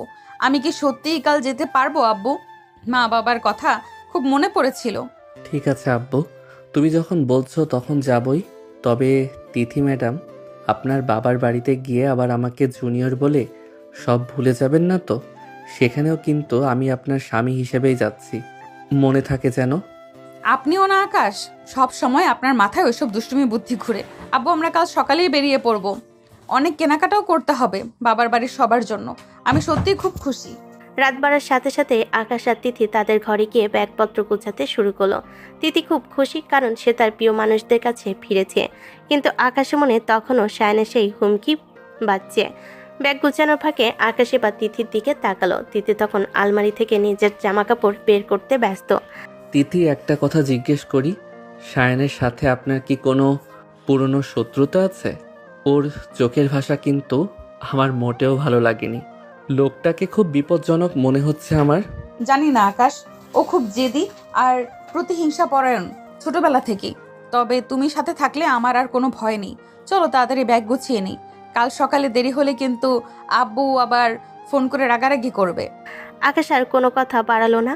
তারা দুজনে মিলে ব্যাগ গুছিয়ে রাখলো। জানালার বাইরে অন্ধকার রাত হলেও তাদের মনে তখন আগামীকালে নতুন সফরের উত্তেজনা। সকালে মিষ্টি রোদ গায়ে মেখে আকাশ আর তিথি পৌঁছে গেল তিথিদের বাড়ির গেটে। মেয়ে আর জামাই আসবে বলে আগে থেকেই গেটে তোরণ সাজানো হয়েছে। তিথির বাবা আর মা দরজায় দাঁড়িয়ে অধীর আগ্রহে অপেক্ষা করছিলেন। গাড়ি থেকে নামতে তিথির মা তিথিকে জড়িয়ে তোলেন আর তিথির বাবা আকাশের কাঁধে হাত রেখে পরম মমতায় ভেতরে নিয়ে গেলেন। বিয়ের পর আজই প্রথম তারা এ বাড়িতে পা রাখলো, তাই বাড়ির প্রতিটি কোণ যেন আজ উৎসবে মেতেছে। এসো বাবা আকাশ, ভেতরে এসো। তোমার জন্য কত কি রেঁধে রেখেছি। আমার তিথিমাটা কি তোমাকে খুব জ্বালিয়েছে কয়দিন? ও তো একটু জেদি আর একগুঁয়ে, তুমিই সামলে নিও বাবা। আরে না মা, আপনার মেয়ে তো একদম লক্ষ্মী। তবে হ্যাঁ, মাঝে মাঝে কলেজের সিনিয়রিটির ভাবটা বাড়িতেও দেখায়, এই যা। তখন আমি একটু বাধ্য জুনিয়র হয়ে গুটিসুটি মেরে থাকি। আসলে ওনার হুকুম অমান্য করার সাহস আমার নেই মা। আম্মু, তুমি ওর কথা একদম বিশ্বাস করো না। ও সারা দিন আমাকে অস্থির করে রাখে। আর আব্বু, তুমি ওকে এত মাথায় তুলো না তো। এমনিতেই ও খুব ড্যাম কেয়ার টাইপের ছেলে। দেখছো না কেমন সাধু সেজে কথা বলছে? আসলে ও একটা আস্ত শয়তান। দেখেছেন আব্বু, আপনার সামনে আমাকে শয়তান বলছে। আমি তো শুধু আপনার মেয়ের নাচের টিচার হিসেবে একটু কড়া শাসন করি, এতেই ওনার এত রাগ। আপনি বিচার করুন, শিক্ষককে কি কেউ এভাবে অপমান করে? তোরা দেখছি এখনো সেই আগের মতোই আছিস। চল আগে ভেতরে চল, অনেক গল্প হবে। আগে পেট পুড়ে খাওয়া দাওয়াটা শেষ করি। জামাই বলে কথা, আজ কিন্তু কোনো ডায়েট চলবে না আকাশ। দুপুরবেলা ডাইনিং টেবিলে যেন রাজকীয় ভোজের আয়োজন। তিথির মা নিজের হাতে জামাইয়ের পাতে বড় মাছের মাথা আর মাংস তুলে দিচ্ছেন। সারাদিন আত্মীয় স্বজনের ভিড় আর হাসাহাসিতে সময়টা দ্রুত পার হয়ে গেল। কিন্তু আসল বিপত্তিটা বাঁধল রাতে। তারা যখন শোয়ার জন্য তিথির ঘরে ঢুকলো, তিথি লক্ষ্য করলো তার ছিমছাম ঘরটিতে কোনো সোফা নেই, এমনকি আলাদা শোয়ার মতো কোনো অতিরিক্ত ম্যাট্রেসও নেই। হায় আল্লাহ, আকাশ এখন কি হবে? আমার ঘরে তো কোনো সোফা নেই। তুমি এখন ঘুমাবে কোথায় সেটা তো একবারও ভাবোনি। আম্মুকে কি বলবো একটা আলাদা বিছানা করে দিতে? কেন আলাদা বিছানা কেন? আমি তো এই বড় রাজকীয় বিছানাতে আরাম করে ঘুমাবো। আপনার সমস্যা কি তিথি ম্যাডাম? বাপের বাড়ি এসেছেন বলে কি আমাকে এখন মেঝের শক্ত পাটিতে পাঠাতে চান নাকি? স্বামী হিসেবে এই বিছানায় আমার অর্ধেক ভাগ আছে। অসম্ভব আকাশ, আমরা এক বিছানায় কিভাবে ঘুমাবো? এখানে তো কোনো সোফা নেই যে তুমি আলাদা শোবে। আম্মু বা আব্বু যদি জানতে পারে আমরা আলাদা শুই তবে তো কেলেঙ্কারি হয়ে যাবে। কিন্তু এক বিছানায় না, না, আমি বরং নিচে পাটি পেতে শোয়ার ব্যবস্থা করি, তুমি বিছানায় ঘুমাও। আরে শুনুন, পাটি পাতার কোনো দরকার নেই। আপনি কি নিজেকে কন্ট্রোল করতে পারবেন না বলে ভয় পাচ্ছেন, তাই আমাকে বিছানা থেকে দূরে সরিয়ে রাখতে চাইছেন? নিজের উপর কি আপনার এতই কম ভরসা যে আমাকে পাশে দেখলে আপনার মন বিগড়ে যেতে পারে? মুখ সামলে কথা বলো আকাশ, তুমি এসব কি আজে বাজে কথা বলছো? আমি নিজেকে কন্ট্রোল করতে পারবো না মানে কি? আমাকে কি তোমার মতো অত কাঁচা মনে হয়? ফাজলামোর একটা সীমা থাকা উচিত। আরে বাবা, রাখছেন কেন? আমি তো জাস্ট একটা লজিক্যাল কথা বলছি। আপনি হয়তো ভাবছেন এত হ্যান্ডসাম আর ইয়ং একটা জুনিয়র হাজব্যান্ড পাশে থাকলে আপনার মনটা একটু উথাল পাথাল করতে পারে, আর সেই বড় কোনো অঘটন থেকে বাঁচতেই আপনি আমাকে মাটিতে শোয়াতে চাইছেন। আমি আপনার মনের সব খবর জানি তিথি ম্যাডাম। ফাজিল ছেলে, তোমার এই ফাজলামো কি কখনোই শেষ হবে না? এই নাও তোমার শাস্তি। বড়দের সাথে মুখে মুখে তর্ক করো? ফাজলামোর একটা লিমিট থাকে তো। তোমাকে আজ মেরেই ফেলবো আমি। তিথির আগে ফুসতে ফুসতে বালিশ তুলে আকাশের গায়ে এলোপাথারি মারতে শুরু করলো। আকাশ হাসতে হাসতে বিছানার ওপর গড়াগড়ি খাচ্ছে আর বালিশ দিয়ে নিজেকে আড়াল করার চেষ্টা করছে। তিথি তাকে মারার জন্য তেড়ে যেতে গিয়ে বিছানার ওপর ঝিলিক দিয়ে ঝাঁপিয়ে পড়লো। দুজনের মধ্যে ধস্তাধস্তি শুরু হলো আর সেই তালে তারা একে অপরের খুব কাছাকাছি চলে এলো। ঘরের মৃত আলোয় তিথির ফর্সা মুখটা রাগে আর লজ্জায় লাল হয়ে গেছে দেখে আকাশের হাসি হুট করে থেমে গেল। সে হঠাৎ তিথির হাত দুটো শক্ত করে চেপে ধরল। ঠিকই তো বলেছি, আপনি আসলে নিজেকে কন্ট্রোল করতে না পেরে যদি কোনো অঘটন ঘটিয়ে ফেলেন, ওই ভয়ে আমার সাথে এক বিছানায় শুতে ভয় পাচ্ছেন। আপনার এই কাপা কাপা হাত আর বড় বড় চোখই বলে দিচ্ছে আপনি মনে মনে কতটা কাঁপছেন। ভয় পাবেন না, আমি তো আপনার নিজেরই স্বামী। আমি মোটেও ভয় পাচ্ছি না। আর অঘটন কেন ঘটবে? তুমি একটা ছোট ছেলে, তোমাকে ভয় পাওয়ার মতো কিছু নেই আমার মধ্যে। তুমি এখন আমার হাত ছাড়ো বলছি। আকাশ, এভাবে তাকিয়ে আছো কেন? ছোট ছেলে? কলেজের সেই দাপুটে সিনিয়র আপু কি এখন একবারের জন্য স্বীকার করবেন যে এই ছোট ছেলেটাই তার আইনত স্বামী, নাকি সারা রাত এইভাবে আপনার হাত দুটো ধরে আপনার চোখের দিকে তাকিয়ে বসে থাকতে হবে? দেখুন তিথি, আমি একদম ভদ্র হয়ে বিছানার এক পাশে শুয়ে থাকব, আপনি অন্য পাশে। কোনো বিপদ ঘটবে না, আমি গ্যারান্টি দিচ্ছি। নাকি আপনি নিজেই বিপদ ডেকে আনতে চাইছেন? তুমি একটা আস্ত শয়তানের হাড়ি আকাশ। আমি জানি না কেন তোমার সাথে আমার বিয়ে হলো। ঠিক আছে, আমি এই পাশে শুচ্ছি, কিন্তু সাবধান, মাঝখানেই বালিশের দেওয়াল থাকবে। এটা পার করলেই কিন্তু তোমার খবর আছে। বালিশের দেয়াল? আপনি তো দেখছি একদম ছোট বাচ্চাদের মতো আইডিয়া দিচ্ছেন। ঠিক আছে ম্যাডাম, আপনার বালিশের দেয়ালই সই। তবে মাঝরাতে ঘুমিয়ে ঘুমিয়ে দেয়াল ভেঙে আমার দিকে গড়িয়ে আসবেন না তো। আপনার তো আবার ঘুমের মধ্যে হাত পা ছোড়ার অভ্যাস আছে। চুপ করো আকাশ, একটা কথা বলবে না। লাইট বন্ধ করো, আমার খুব ঘুম পাচ্ছে। আর কাল সকালে আব্বু ডাকার আগে যেন তোমাকে ঘুম থেকে উঠতে দেখি। মেহমান হিসেবে দেরি করে উঠলে খুব খারাপ দেখাবে। তিথি লজ্জার অস্বস্তি নিয়ে বিছানায় একদম কিনারে গিয়ে শুয়ে পড়ল। আকাশ মুচকি হেসে লাইটটা বন্ধ করে দিল। জানালার ফাঁক দিয়ে চাঁদের আলো এসে পড়ছে তাদের বিছানায়। আকাশ এক পলক পাশে শুয়ে থাকা তিথির দিকে তাকালো। তিথির চোখ বন্ধ করে থাকলো। তার ঘন ঘন নিঃশ্বাস নেওয়া আর হৃৎপিণ্ডের শব্দ আকাশ স্পষ্ট শুনতে পাচ্ছিল। বাপের বাড়িতে এসে তাদের এই প্রথম রাতটা এক অন্যরকম রোমাঞ্চকর নিস্তব্ধতা আর মিষ্টি অস্থিরতায় ভরে উঠল। বেশ কয়েকদিন তিথিদের বাড়িতে আকাশ আর তিথির দারুণ আনন্দ আর হাসি মজায় কেটে গেল। জামে আদরে কোনো কমতি ছিল না। আর আকাশও তার শাশুড়ি মেয়ের হাতের রান্না খেয়ে খুব ভালো দিন পার করেছে। কিন্তু বিপত্তিটা দেখা দিল তাদের ফেরার আগের দিন থেকে। সকাল থেকে তিথির বাবাকে খুব বিমর্ষ আর চিন্তিত দেখাচ্ছে। তিনি ড্রয়িং রুমে বসে বারবার ফোনের দিকে তাকাচ্ছিলেন আর দীর্ঘশ্বাস ফেলছিলেন। আকাশ লক্ষ্য করল তার শ্বশুরমশাইয়ের কপালে দুশ্চিন্তার ভাঁজ। আব্বু, সকাল থেকে দেখছি আপনি খুব গম্ভীর হয়ে বসে আছেন। শরীর কি খারাপ লাগছে? কোনো সমস্যা হলে আমাকে বলতে পারেন। আমরা তো কালই চলে যাব। আপনার এই মুখ ভার দেখলে আমাদেরও মন খারাপ হবে।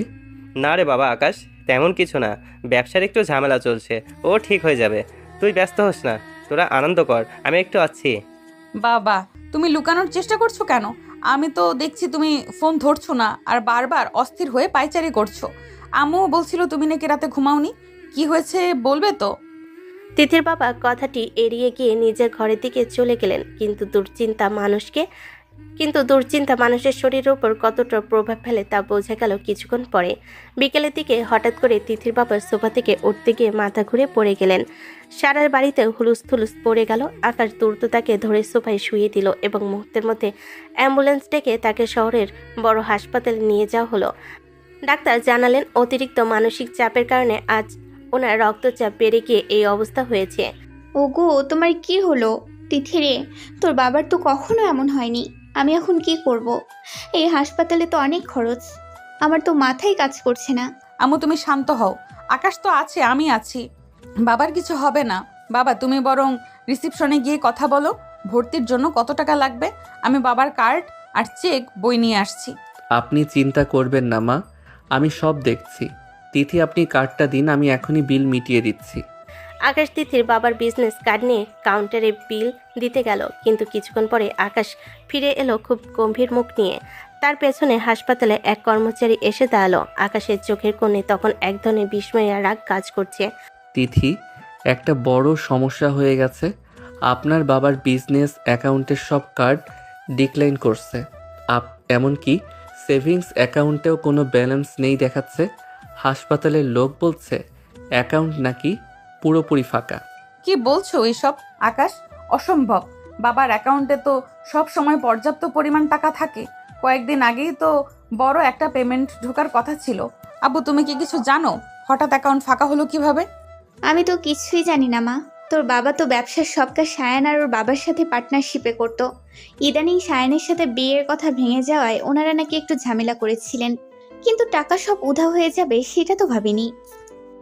আকাশ এই কথা শুনে আর এক মুহূর্ত দেরি করল না। সে তার নিজের কিছু সোর্স ব্যবহার করে এবং ব্যাংকের পরিচিত একজনের মাধ্যমে তখনই ইনভেস্টিগেশন শুরু করলো।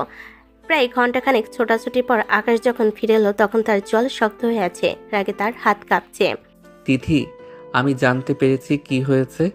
এটা কোনো টেকনিক্যাল সমস্যা নয়, এটা একটা পরিকল্পিত ধোঁকাবাজি। সায়ান আপনার বাবার সব জয়েন্ট অ্যাকাউন্ট থেকে টাকা সরিয়ে নিয়েছে এবং জালিয়াতি করে সব পার্টনারশিপ পেপার ভেঙে দিয়েছে। শুধু তাই নয়, সে আপনার বাবার নামে বিশাল একটা লোনও দেখিয়ে রেখেছে। সায়ান আপনাদের পথে বসানোর ব্যবস্থা করে পালিয়েছে। ও এতটাই নিচে নামতে পারলো? শুধু বিয়ে ভেঙেছি বলে ও আমার বাবার তিল তিল করে গড়া ব্যবসাটাও শেষ করে দিল। আকাশ, এখন বাবার চিকিৎসা হবে কিভাবে? আমরা তো এখন একদম অসহায় হয়ে পড়লাম। অসহায় ভাববেন না তিথি। সায়ান ভেবেছে সে খুব চালাক, কিন্তু সে জানে না সে কার সাথে পাঙ্গা নিয়েছে। ও আমার পরিবারের সম্মান নিয়ে খেলেছে। আমি প্রতিজ্ঞা করছি তিথি, সায়ানকে আমি এমন শিক্ষা দেব যে ও জীবনে আর কোনো মেয়ের দিকে তাকানোর সাহস পাবে না। সায়ান যা যা কেড়ে নিয়েছে আমি তার ডাবল ওর থেকে উসুল করব। আকাশের কণ্ঠস্বরে এমন এক দৃঢ়তা ছিল যে তিথি তার মা আর কিছুটা আশ্বস্ত হলেন, কিন্তু হাসপাতালে বেডে শুয়ে থাকা নিথর তিথির বাবার দিকে তাকিয়ে সবার মনে একরাশ আতঙ্ক দানা বাঁধল। আকাশ মনে মনে সায়নের বিরুদ্ধে এক মারাত্মক শক কষতে শুরু করলো। কলেজে সেই চঞ্চল জুনিয়র ছেলেটা যেন মুহূর্তেই এক গম্ভীর আর প্রতিহিংসা পরায়ণ পুরুষে পরিণত হলো। লড়াইটা এখন আর শুধু সায়ন আর তিথির মধ্যে নেই, এটা এখন আকাশের সম্মানের লড়াই। গত কয়েকটা দিন আকাশের উপর দিয়ে যেন পলই বয়ে গেছে। সে ঠিকমতো খাওয়া দাওয়া বা ঘুম কিছুই করেনি। তার চোখে মুখে ছিল শুধু প্রতিশোধের নেশা। আকাশ তার বন্ধুদের এবং ব্যক্তিগত কিছু আইনি সোর্সের সাহায্যে নিয়ে দিনরাত এক করে সায়নের সব জালিয়াতির নথিপত্র জোগাড় করেছে।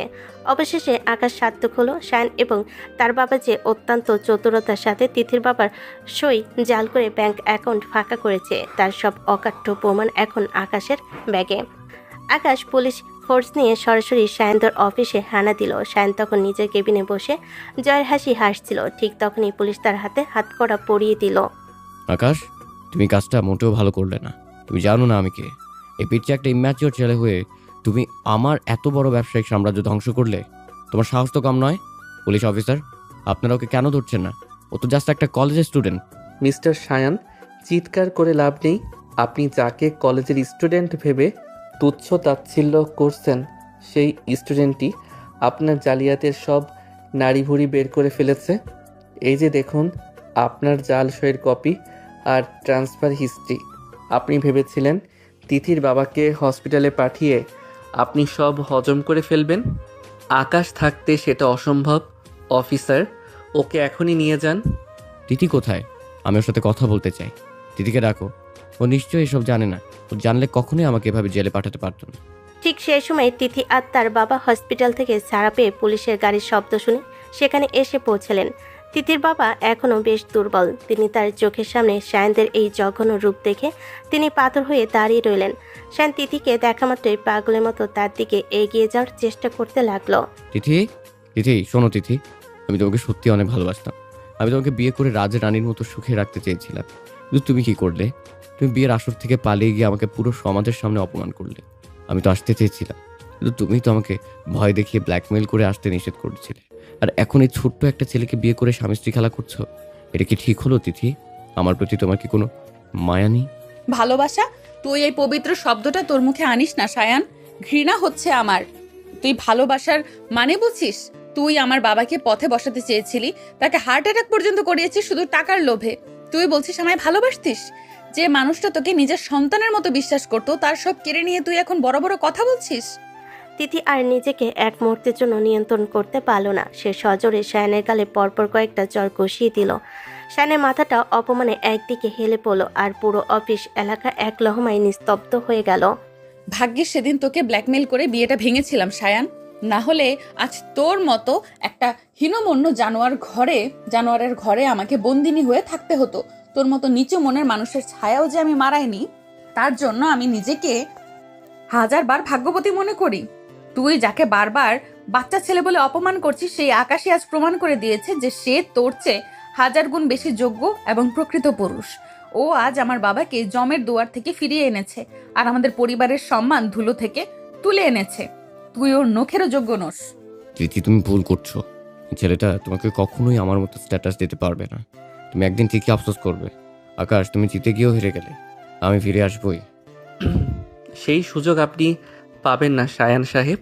জেলের ঘানি টানতে টানতে আপনার সব স্ট্যাটাস বেরিয়ে যাবে। পুলিশ অফিসার, দয়া করে এই জঞ্জালগুলোকে এখান থেকে সরিয়ে নিয়ে যান। এদের মুখ দেখতেও ঘৃণা লাগছে আমাদের। পুলিশের গাড়ি শায়ান আর তার বাবাকে নিয়ে সাইরেন বাজিয়ে চলে গেল। রোদের তেজ তখন অনেকটা কমে এসেছে। অফিসের সামনে তখন এক অদ্ভুত নিস্তব্ধতা। তুলির বাবা এতক্ষণ দূরে দাঁড়িয়ে সব দেখছিলেন। তার চোখে তখন অন্তপে জল টলমল করছিল। তিনি ধীর পায়ে কম্পিত হৃদয় আকাশের সামনে এসে দাঁড়ালেন। আকাশের মাথায় হাত রেখে তিনি নিঃশব্দে কান্নায় ভেঙে পড়লেন। আকাশ বাবা, আমাকে তুমি ক্ষমা করে দাও। আমি একটা অপরাধী। আমি শুধু ব্যবসার সাথে নিজের ব্যবসায়িক পার্টনারশিপ বাঁচানোর জন্য আমার কলিজার টুকরো মেয়েটাকে ওই পশুর হাতে তুলে দিতে চেয়েছিলাম। আমি অন্ধ হয়ে গিয়েছিলাম ক্ষমতার লোভে। আর যদি তুমি না থাকতে, তবে আমার মেয়েটাকে সারাটা জীবন মরুভূমি হয়ে যেত, আর আমি মরে কবরে শান্তি পেতাম না। আমি আজ নিজের ভুল বুঝতে পারছি বাবা। আব্বু, প্লিজ ওসব পুরনো দুঃখের কথা মনে করে নিজেকে ছোট করবেন না। আপনি তিথির বাবা, মানে আজ থেকে আপনি আমারও পরম শ্রদ্ধেয় বাবা। আপনার বিপদ দেখা আর আপনার সম্মান বাঁচানো আমার দায়িত্ব ছিল। আর তিথি তো শুধু আমার কলেজের সিনিয়র আপু নয়, ও এখন আমার জীবন। ওর জন্য আমি পৃথিবীর যে কোনো শক্তির সাথে লড়তে পারি। বাবা, তুমি নিজের ভুল বুঝতে পেরেছো, এটাই আমাদের কাছে সবচাইতে বড় পাওয়া। আমাদের ঘর বাড়ি বা টাকা পয়সা হয়তো সায়নরা কেড়ে নিতে চেয়েছিল, কিন্তু আমাদের পরিবারের এই আত্মিক টান কেউ কোনো দিন কেড়ে নিতে পারবে না। আর আকাশ, ও হয়তো বয়সে আমার ছোট, কিন্তু ওর সাহসিকতা আর ওর মনটা হিমালয়ের মতো বিশাল। আমি গর্বিত যে ও আমার স্বামী। তিথির বাবা আকাশের হাত দুটো শক্ত করে জড়িয়ে ধরলেন। তার মনে আজ এক পরম প্রশান্তি খেলা করছে। তিনি বুঝতে পারলেন যে আকাশ শুধু একজন ভালো জামাই নয়, সে এই পরিবারের সত্যিকারের মেরুদণ্ড এবং রক্ষাকর্তা। আকাশ আর তিথি একে অপরের দিকে এক গভীর দৃষ্টিতে তাকালো। তাদের এই টক ঝাল মিষ্টির সম্পর্কের আড়ালে আজ এক গভীর শ্রদ্ধা আর অটুট ভালোবাসার জন্ম নিল। বাড়ি ফেরার পথে রিকশায় আকাশের কাঁধে আলতো করে মাথা রেখে তিথি ভাবল, জীবনের সবচেয়ে কঠিন সময়ে সে সবচেয়ে সঠিক মানুষটিকে খুঁজে পেয়েছে। শায়নের সেই জঘন্য চক্রান্তের কালো মেঘ কেটে যাওয়ার পর আকাশ আর তিথির জীবনে এক নতুন ভোরের সূচনা হয়েছে। তিথির বাবা এখন পুরোপুরি সুস্থ, আর আকাশ এখন তিথির চোখে শুধুই একজন জুনিয়র নয়, বরং তার বিপদের পরম বন্ধু আর রক্ষাকর্তা। দিন দিন তাদের সম্পর্কের রসায়ন যেন আরও গাঢ় আর মায়াবী হয়ে উঠছে। কলেজের ক্লাস শেষে বাড়ি ফিরে এখন আর তারা আগের মতো সাপে নেউলে ঝগড়া করে না, বরং একে অপরের সান্নিধ্য পাওয়ার জন্য মুখিয়ে থাকে। বিকেল হলেই তারা ঘরে বেলকনিতে বসে চা খায় আর নাচে প্র্যাকটিস নাম করে একে অপরের আরও নিবিড় সান্নিধ্যে আসে। তিথি ম্যাডাম, আপনি কি একটা জিনিস ইদানিং খেয়াল করেছেন? আজকাল আপনি আমাকে আগের মতো আর কথায় কথায় ধমকান না। এমনকি কলেজের সেই দাপুটে আর খতরনাক লোকটাও আপনার মুখ থেকে কোথায় যেন হারিয়ে গেছে। ব্যাপারটা কি বলুন তো? আমাকে দেখে কি এখন আর আগের মতো রাগ হয় না আপনার? নাকি আপনার কঠিন মন আমার ভালোবাসার কাছে হার মেনেছে? রাগ হবে না কেন? রাগ তো আগের চেয়েও বহুগুণ বেড়েছে। তবে এখন সেই রাগের চেয়ে বেশি কেন জানি না ভয় হয়। ওই যে সেদিন তুমি যেভাবে হিরোর মতো একাই সব পরিস্থিতি সামলালে, তারপর থেকে তোমাকে আর সেই ছোট জুনিয়র ভাবতে পারছি না। কিন্তু তাই বলে ভেবো না যে তুমি আমার হাত থেকে সব পার পেয়ে যাবে। আমার কলেজের শাসন কিন্তু চলবেই, সেটা মাথায় রেখো জনাব। ও আচ্ছা, শাসন এখনও চলবে? তাহলে চলুন কালকে সেই রোমান্টিক ড্যান্সের মেইন স্টেপটা আরেকবার প্র্যাকটিস করি। আপনার শাসনের চোটে তো আমার পায়ের পেশিতে একদম টান ধরে গেছে। আজ কিন্তু একটা শর্ত আছে তিথি, আজ আমি টিচার হব আর আপনি হবেন আমার বাধ্য স্টুডেন্ট। রাজি তো? ইদানিং তোমার সাহস আকাশ ছোঁয়া হয়ে গেছে। আকাশ, আমাকে স্টুডেন্ট বানাতে চাও? এত বড় স্পর্ধা তোমার? ঠিক আছে, দেখি তোমার তাল জ্ঞান আর নাচের ছন্দ কতটুকু বেড়েছে। মিউজিক চালাও, আমি দেখছি তুমি আমাকে নতুন কি শেখাও। আর যদি ভুল করো তবে কিন্তু কানমোলা খেতে হবে। আকাশ মুচকি হেসে ঘরের লাইটগুলো কমিয়ে দিল, একটা হালকা রোমান্টিক সুর অন করে দিল। ঘরে সেই মায়াবী আবছে আলোয় তারা দুজন একে অপরের মুখোমুখি এসে দাঁড়ালো। আকাশ ধীর পায়ে তিথির দিকে এগিয়ে গেল এবং এক হাত তিথির সরু কোমরের ওপর রাখলো। তিথি হঠাৎ আকাশে এমন স্পর্শে চমকে উঠে তার গভীর চোখের দিকে তাকালো। সেই চোখে আজ কোনো দুষ্টামি নেই, আছে এক গভীর আর নিবিড় ভালোবাসা। তিথিও আলতো করে তার দুহাত আকাশের কাঁধে রাখলো এবং ছন্দ মিলিয়ে তুলতে শুরু করলো। তিথি, আপনি যখন এইভাবে ডাগর ডাগর চোখে আমার দিকে তাকিয়ে থাকেন, তখন আমার মনে হয় পুরো পৃথিবীটা যেন ঠিক এই মুহূর্তে থেমে যাক, কেন জানি না মনে হয় আপনাকে আরও নিবিড়ভাবে নিজের কাছে টেনে নেই। আচ্ছা তিথি, আপনি কি এখন আমাকে শুধু একটা ছোট জুনিয়র হিসেবেই দেখেন, নাকি আপনার মনের মণিকোঠায় আমার জন্য অন্য কোনো বিশেষ নাম জমা হয়েছে? তুমি মানুষটা বড্ড বেশি জেদি আর একগুঁয়ে আকাশ। যা চাও তা যেইভাবেই হোক আদায় করেই ছাড়ো। আর এই যে তুমি সারাক্ষণ আমাকে চোখে চোখে রাখো আর আমার সব বিপদ থেকে আগলে রাখো, এটা এখন আমার অভ্যাসে পরিণত হয়ে গেছে। তোমাকে ছাড়া এখন এই বিশাল ঘরটাকেও আমার কাছে বড় ফাঁকা আর একা মনে হয়। অভ্যাস নাকি ভালোবাসা? সত্যি করে বলুন তো তিথি, আমার এই পাগলামিগুলো কি আপনার একদমই ভালো লাগে না? আমি জানি আপনার হৃৎপিণ্ড এখন কি বলছে। ওটা তো আমার নামেই দ্রুত লয়ে ধুকপুক করছে, তাই না? আপনি স্বীকার না করলেও আপনার চোখের ভাষা সব বলে দিচ্ছে তিথি। তুমি একটা আস্ত শয়তানের বাচ্চা আকাশ। মানুষের মনের গোপন কথা পড়তে তোমাকে কে শিখিয়েছে শুনি? হ্যাঁ, ভালো লাগে তোমার ওই ভুবন ভুলানো দুষ্টু হাসি, আমার সাথে কারণে অকারণে অনর্থক তর্ক করা আর বিপদে আমার সামনে পাহাড়ের মতো ঢাল হয়ে দাঁড়ানো, সবই আমার ইদানিং খুব ভালো লাগে। এখন কি শান্তি হয়েছে কথাগুলো শুনে? আকাশ তিথিকে আরও নিবিড়ভাবে নিজের বুকের মাঝে জড়িয়ে নিল। তারা দুজন মিউজিকের তালে তালে খুব দৃঢ়লয়ে একে অপরের সাথে মিশে দুলতে শুরু করলো। তিথি আকাশের চড়বুকে মাথা রেখে এক পরম স্বর্গীয় প্রশান্তি খুঁজে পেল।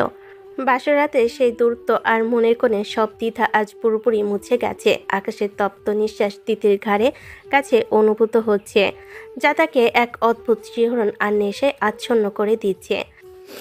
তিথি, একটা কথা আমাকে দেবেন?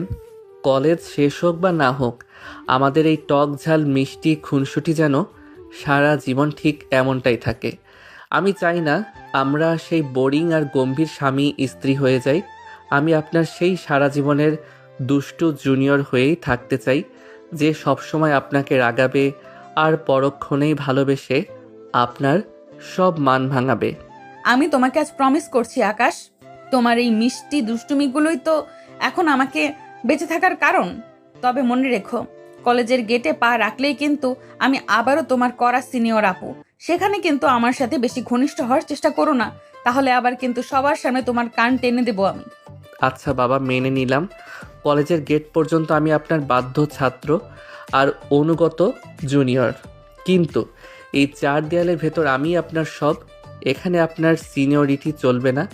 এখন বলুন তিথি ম্যাডাম, আপনার এই টিচারকে একটা মিষ্টি উপহার দেবেন না? এত সুন্দর আর রোমান্টিকভাবে প্র্যাকটিস করালাম যে আপনাকে। উপহার? কি এমন উপহার চান শুনি জনাব? আপনার তো আবদারের শেষ নেই। আবদারটা বলেই ফেলুন দেখি, আপনার কি মনে চলেছে? আকাশ আর কোনো কথা না বলে তিথির চিবুকটা আলতো করে উঁচিয়ে ধরল। জানালার পাতলা পর্দাগুলো রাতের মৃদু বাতাসের তালে কাঁপছে, আর বাইরে রূপালি চাঁদের আলো যেন তাদের উপর আশীর্বাদ ঢেলে দিচ্ছে। আকাশ ধীরে ধীরে তিথির লালচে ঠোঁটের খুব কাছে মুখ নিয়ে গেল। তিথি এক অজানা আবেশে আর লজ্জায় চোখ বন্ধ করে ফেল। এক নিবিড় আর পবিত্র ভালোবাসার মুহূর্তে তাদের দুজনকে আজ এক অদৃশ্য অটুট সুতোয় বেঁধে ফেল। তাদের এই খুনসুটিময় সম্পর্কের আজ এক পূর্ণাঙ্গ রোমান্টিক মিলন ঘটল। আজ সেই বহু প্রতীক্ষিত কলেজের বার্ষিক সাংস্কৃতিক অনুষ্ঠানের দিন। পুরো কলেজ ক্যাম্পাস আজ আলোকসজ্জায় ঝলমল করছে। অডিটোরিয়াম কানায় কানায় পূর্ণ। শিক্ষক থেকে শুরু করে ছাত্রছাত্রী সবার নজর এখন স্টেজের দিকে। ব্যাক স্টেজে তিথি আর আকাশ নিজেদের শেষ মুহূর্তের প্রস্তুতি গুছিয়ে নিচ্ছে। তিথি পরনে লাল পেরে সাদা শাড়ি আর কপালে বড় একটি লাল টিপ। অন্যদিকে আকাশ পড়েছে তার সাথে মানানসই ধবধবে সাদা পাঞ্জাবি। আকাশকে বেশ শান্ত দেখালো। তিথি কিছুটা অস্থির হয়ে বারবার পায়চারি করছে আর শাড়ির আঁচল আঙ্গুলে প্যাঁচাচ্ছে। আকাশ তার হাত আলতো করে তিথির কাঁধে রেখে তাকে নিজের দিকে কিছুটা টেনে নিল এবং তাকে অভয় দিতে শুরু করলো। তিথি ম্যাডাম, আপনি কি সত্যি খুব ভয় পাচ্ছেন? কলেজের সেই দাপুটিয়ার নাম করা সিনিয়র আজ স্টেজে নামার আগে এভাবে কাঁপছে কেন বলুন তো? আমাকে একটু দেখুন, আমি কিন্তু একদম ফুরফুরে মেজাজে আছি। ভয়কে জয় করতে শিখুন ম্যাডাম। আমি পাশে থাকতে আপনার এত টেনশন কিসের? আপনি শুধু আমার চোখের দিকে স্থির হয়ে তাকিয়ে থাকুন, বাকি সবটা আমি একাই সামলে নেব। আকাশ, তুমি বুঝছো না কেন? এটা শুধু একটা সাধারণ নাচ নয়। পুরো কলেজের শিক্ষক আর স্টুডেন্টরা তাকিয়ে আছে আমাদের দিকে, আর তোমার ওই দুষ্টুমিগুলোর কথা ভেবেই আমার বুকের ভেতরটা গুড়গুড় করছে। স্টেজে গিয়ে আবার আমার সাথে ওরকম ফাজলামো শুরু করে দিও না যেন, তাহলে কিন্তু আমার মান সম্মান সব ধুলোয় মিশবে। তুমি অন্তত একটু সিরিয়াস থেকো। মঞ্চের ভারী পর্দা সরে যেতে মোহনীয় এক রোমান্টিক মিউজিক বেজে উঠল। আকাশ আর তিথি ধীরল হয়ে স্টেজের মাঝখানে এসে তাড়াতাড়ি দাঁড়ালো। শুরু হলো তাদের সেই জাদুকরী আর ছন্দময় নাচ। প্রতিটি স্টেপ ছিল অত্যন্ত নিখুঁত এবং প্রতিটি মুদ্রা ছিল মায়াবী আবেদনে ভরা। আকাশ যখন তিথিকে আলতো করে শূন্য তুলে এক চক্কর ঘুরিয়ে আনলো, তখন পুরো হলরুম এক পিনপতন নিস্তব্ধতা নেমে এলো। নাচের একদম শেষ মুহূর্তে আকাশ তিথির কানে কাছে মুখ নিয়ে ফিসফিস করে কিছু একটা বলল, যা শুনে তিথির মুখ রাঙ্গা আর এক মায়াবী হাসি ফুটে উঠল।